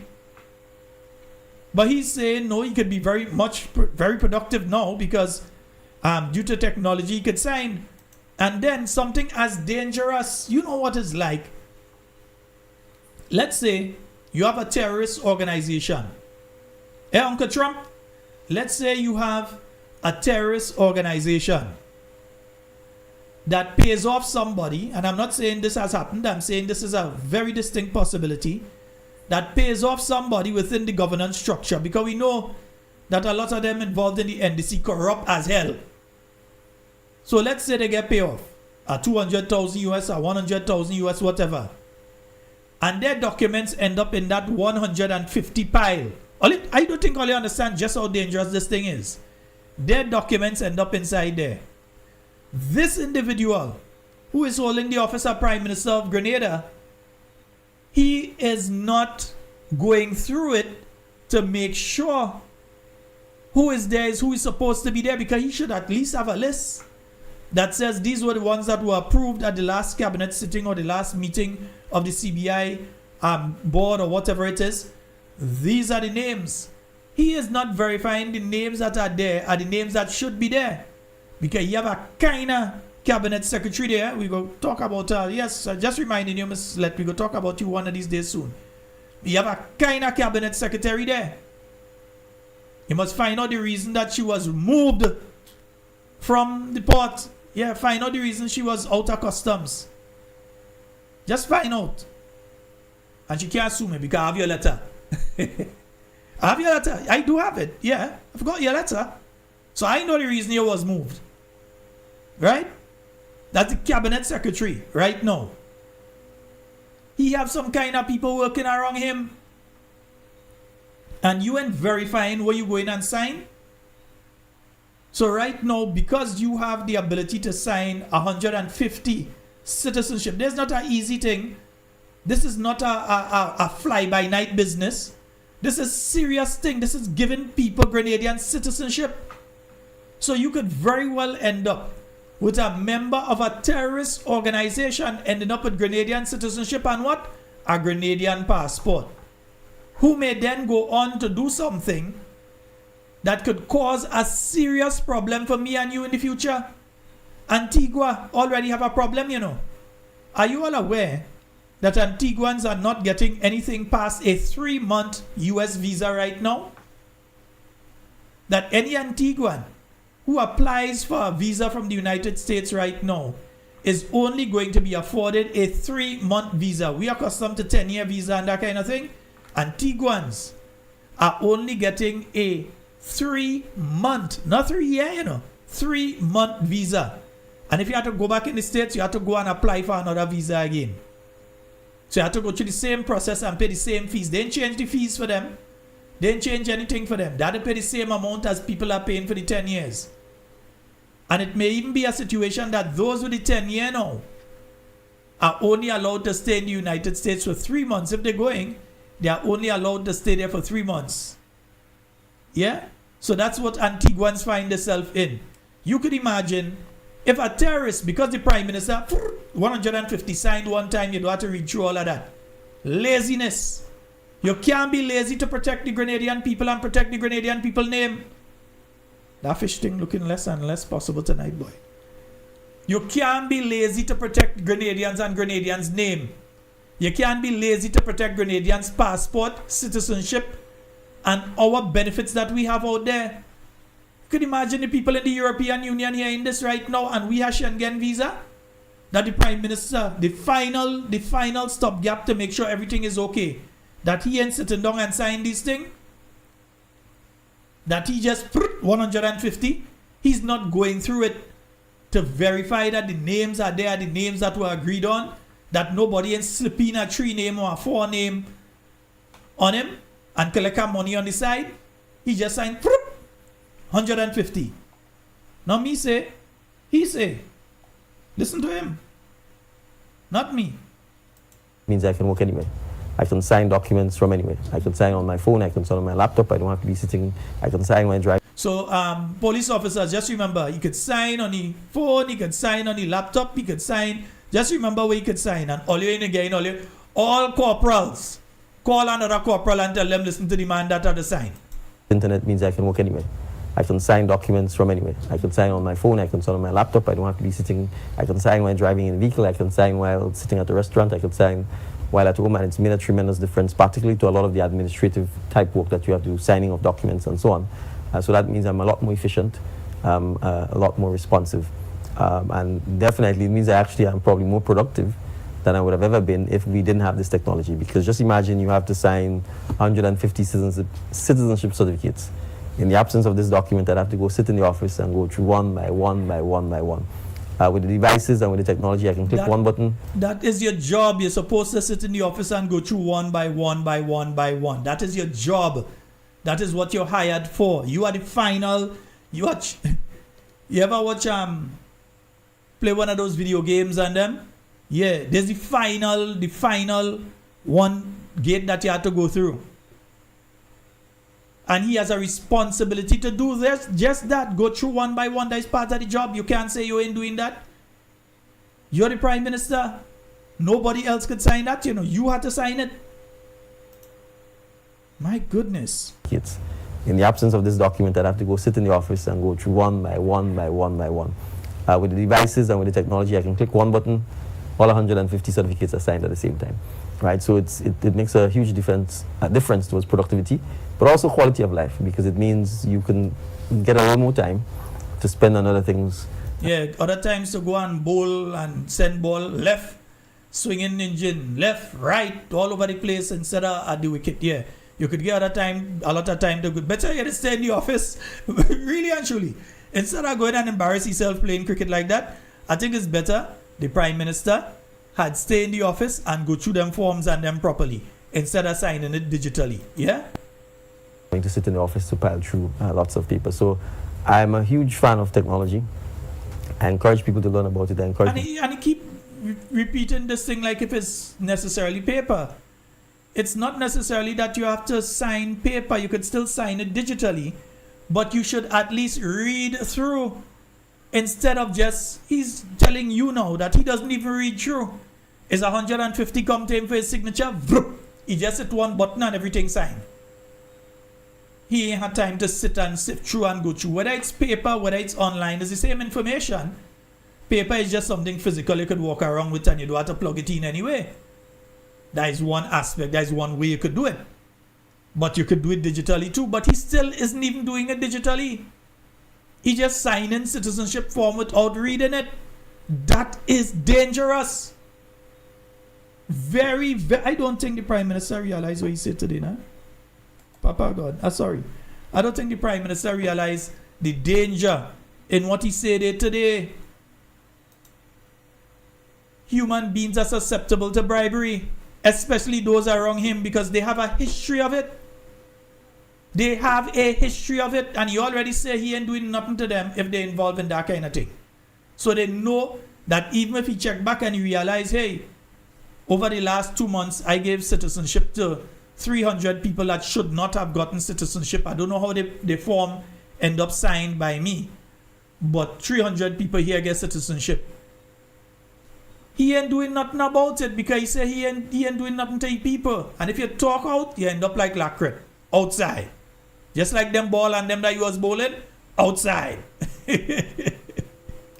That means I can work anywhere. I can sign documents from anywhere. I can sign on my phone, I can sign on my laptop, I don't have to be sitting. I can sign when driving in a vehicle. Again, officers, listen carefully. Superintendents, assistant superintendents of police, corporals, listen, you could sign anywhere. But all your documents, since last year, all you're waiting for all your money. All your documents still on his table or probably on his tablet. So he ain't bothering with all you. He ain't time with all you. Access to internet means I can work anywhere. I can sign documents from anywhere. I can sign on my phone, I can sign on my laptop, I don't have to be sitting. I can sign while driving in a vehicle, I can sign while sitting at a restaurant, I can sign while at home, and it's made a tremendous difference, particularly to a lot of the administrative type work that you have to do, signing of documents and so on. So that means I'm a lot more efficient, a lot more responsive, and definitely it means I actually am probably more productive than I would have ever been if we didn't have this technology. Because just imagine you have to sign 150 citizenship certificates. In the absence of this document, I'd have to go sit in the office and go through one by one by one by one. With the devices and with the technology, I can click one button, all 150 certificates are signed at the same time. Right? So it makes a huge difference towards productivity, but also quality of life, because it means you can get a little more time to spend on other things as well, rather than having to sit in the office to pile through lots of papers. So I'm a huge fan of technology. Yeah, so he's a huge fan of technology, but now when it comes to signing things for the police, Now when it comes to protecting us, the Grenadian people, and going through the documents properly. Yeah? Folks, we have roughly about 13 minutes remaining. I'm going to open the phone. The phone line's open, you know. Yeah. I'm going to open the phone line, give you all the opportunity to give us a call. It ain't look like I'm dealing with fish tonight, boy. Nah, go on them other thing there, and believe me, it take up some time, eh? Yeah? I don't care if you don't want to hear him again. I'm playing it. You must learn. I don't care if you don't want to hear him again. I'm playing it when I want. You're out of order. Folks, remember also, we are still looking out here. Some of you tell me, all you go help out, and I ain't see all you helping. I'm telling all the street. Some of you all say go help out, and I ain't see all you helping out. Yeah? So we have the people who does come. They just try and assist and so on as much as possible. They drop a little something by Cami, a little 5, a little 10, a little 20 by Cami and so on. Some other, and we are very thankful for that. And believe me, that has helped sometimes with the electricity or whatever it is. It does help. Sometimes you realize you're not hearing no static noise, and so it's because sometimes we have to go and buy cables and so. So that little 5, that little 10, that little 20 sometimes that you all will go and leave there, it helps. So whatever you can do, leave it in the little bottle by Cami. It will help. We are thankful. We love you and we are thankful. And those of you that reach out to us, otherwise those that utilize the GoToFed link that we have in the chat, those of you that utilize other means of getting to us, we thank you as well. All right, but it's, that time, you understand, it's that time we have to hand the scene and thing, because we want to be looking outside for the van coming by us. Yeah, we want to have no van coming by us. We want to make sure that we cover everything that we have to cover, and that if we have a problem, studio-wise, that we're able to solve that problem quickly and effectively. Yeah? So those of you that can, the little 5, the little 10, the little 20, whatever it is that you can donate it. Those of you that can give more, we do ask that you do, if you can. Yeah? And if you need to reach me, you all know the number to WhatsApp me on. Yeah? 440-7873. What's saying 8? 7377. You can WhatsApp me there. Right? I'm going to give you all a mobile number from Thursday night. I'm just sorting it out now. I'll give you all a mobile number that you all will be able to reach me on. If you need to contact me directly outside of the studio, number it is. I'll give you another number that you all will be able to get me on. Right? 1473-440-7377. That's the number for you to call and get onto the inside of tonight's program. Yeah?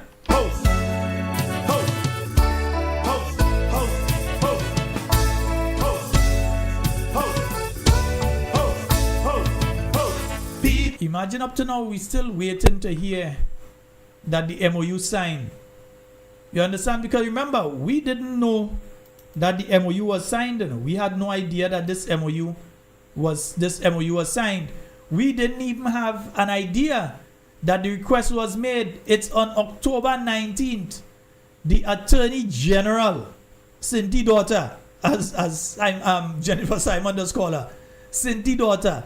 It's on October 19th that we hear from her that the request was made. We didn't even know that there was a request out there for that. Then we hear, because the news break outside of Grenada, we heard it then.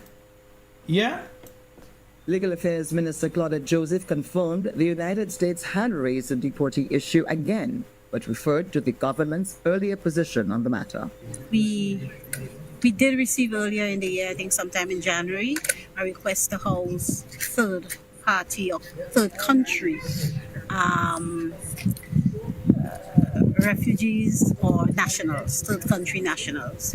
And we did indicate then to the United States that we will be willing to accept Grenadians who they wish to deport out of the United States, but not third country nationals. The request has since been renewed, and we have not responded because we have not officially changed our position. But they have again made the request as far as I know, but we have not given an answer. And remember, this was on October 19th. Don't mind you see October 20th. That was the date it was broadcast on That is the WPG-10. It was broadcast there. But this was October 19th. You can see she's at the fort there. That was the activity at the fort to mark October 19th. Yeah? And the Attorney General was speaking about something on October 19th that the government had received since in August. Yes, she spoke about January. That was the first request. Then you had another request made along with the radar in August. In August. Now we know that the MOU has been signed, but she, who does call press conference, if it is in relation to me, she know to go and call a press conference. But something as important as signing that MOU, in other words, getting into a signed agreement with the United States in relation to aspects of this, she ain't find it's important to tell them hold a press conference for that. They ain't find it's important to hold a press conference or at least to send out a release. They ain't find it important for that. But if it is to deal with me, you see how important I am in this country. You see how important I am. That's why I need your all support. Because all you see how important I am. Your government didn't tell you yet. Up to now, this is 9:53 on the 3rd of the 3rd, 2026. And they have not said to you, the Grenadian people, via any medium, they said to the Grenadian people, we signed the MOU. And we move in this direction with it, or we move in that direction with it. But they go and they tell the Antiguan people that they sign it. But they didn't tell you that it was signed. Remember, they had another MOU that they came to us. The same Prime Minister came to us and said they would not sign. Remember that one? When they came and they said we would not sign that until we verify with the Grenadian people. And while they were saying that, the thing was signed already. Then they had to come back and say differently. Yeah? Mr. Claudette Joseph confirmed the United States had raised the deportee issue again, but referred to the government's earlier position on the matter. We did receive earlier in the year, I think sometime in January, a request to house third party or third country refugees or nationals, third country nationals. And we did indicate then to the United States that we will be willing to accept Grenadians who they wish to deport out of the United States, but not third country nationals. The request has since been renewed, and we have not responded because we have not officially changed our position. But they have again made the request as far as I know, but we have not given an answer. Do we have to give an answer? Well, as nations deal with each other diplomatically and properly, if a nation speaks to you, it's only proper that you speak back. And you only better speak back because the present U.S. president, remember, in January, he kind of went and took the president of Venezuela and he kind of had him in the U.S. now. In February, he kind of sent a missile and killed the president of Iran. We in March right now, So just know he due for another head of government again. So all you had to answer the man, right? We understand how things go, yeah. All you had to answer the man, right? Yeah. So folks, yeah, we quickly running out of time. We have roughly about 5 minutes remaining. As I say, I wanted to talk fish, but I think I might have to recalibrate that fish discussion, put everything together, and have somebody come on with me, because you realize for the year so far I've not had any guest on with me. I don't know if many of you noticed that. And for the year thus far, we've not had any guests on with us. We need to have a guest on with us. We'll try for Thursday. Friday night, I kind of want to keep it for the stuff from before. When I say stuff from the 1990s and the early 2000s and so on, to bring back some of that stuff and let people know what was taking place with those things. All right? So I want to kind of keep Friday night more for that, a reflective kind of time for that. So hopefully on Thursday we'll be able to have a guest on with us. But before we run out of time, I want to remind you all of tomorrow night's activity that will be taking place at the current government school. Yeah, that'll be taking place at the current government school. That is the NNP Connect, where we'll be having up to bat Sister Nolene Thompson, Brother Christopher Diali, Brother Michael Batiste, and of course led by the Honorable Emlyn Pear, the leader of His Majesty's opposition and member of Parliament for St. Andrew South East. That's taking place tomorrow, and it starts from 6:30 p.m. All right, so you can tune in to Talking Points tomorrow from 6:30. If you don't see it start at 6:30, hold on a little bit, it will start. Sometimes you don't start exact on time. Yeah, we know the state of the road is and things. Sometimes people reaching late. So sometimes you don't start exact on time, but it will start. All right, so if you don't see it at 6:30, no need to try to call long your land phone. Watch, by the time you see 6:30, reach out and start to get a pile of call. Where the link? We go send the link. Oh, don't worry. Yeah, my phone going ping-a-ling. I thought it was Prince's phone at that time. Ping-a-ling. My phone going off. I look at it. People asking where the link. We're going to send the link out. Be not afraid. You're not going to miss it. We're going to send the link out. So, for 6:30 tomorrow, if you don't see it start 6:30, you know it's going to start not too long after. So you will see the activity out there in St. David at the current government school. Those of you going out there, do have a good time. Show your support for the new National Party. Those of you who live in Corinth and surrounding areas, you should try and make your way there. Yeah, go on out and show your support. Show those people you ain't afraid of them. And if it's one thing I know, I never know St. David's people to afraid of anybody. That is one thing. I personally live in St. David's for 10 years. And in that space of time, I never know St. David people to afraid anybody. Never. Yeah? So I know all ain't coward. So St. David are looking to see you all out there tomorrow night. I'm trying to come. Actually trying to come up tomorrow night to that particular one. So all you could look out for me. I'm trying to make it up to current government school. Anybody in the south going up? Yeah, boy, I have a message now. Right. Yeah, I'm trying to make it up there tomorrow night to the current government school. All right, folks. So that's all the time we have for Talking Points. I still look at the talk fishing. That's all the time we have for Talking Points tonight, folks. It's been wonderful being here.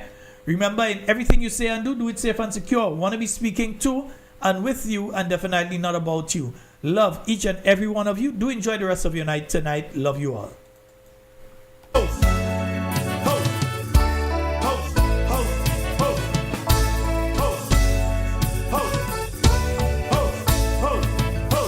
People get ready, cause the greenhouse is open. You don't need no passage, just walk right in. People get ready, cause the greenhouse is open.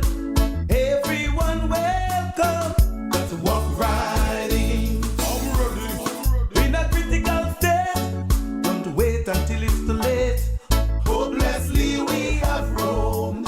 Now this house is a home.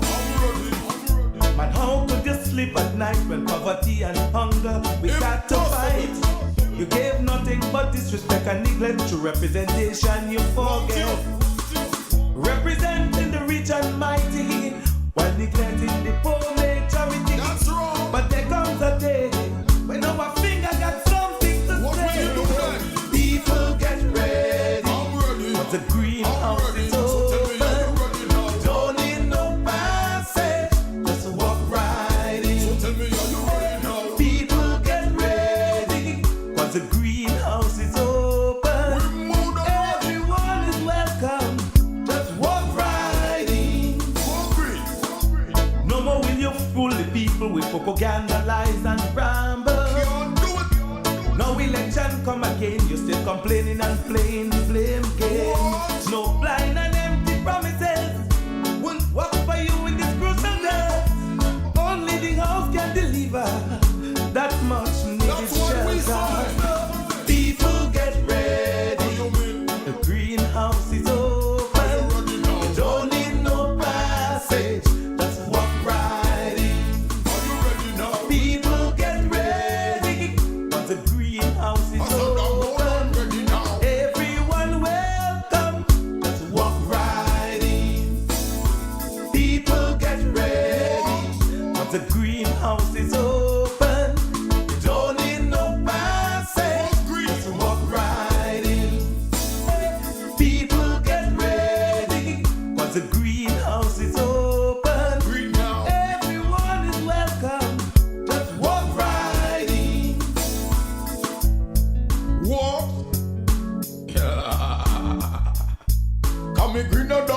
green, you know. Just tell me where you been, you know. Right now, me say me greener than green, you know. Serious business women. Greener than green, you know. Serious business women.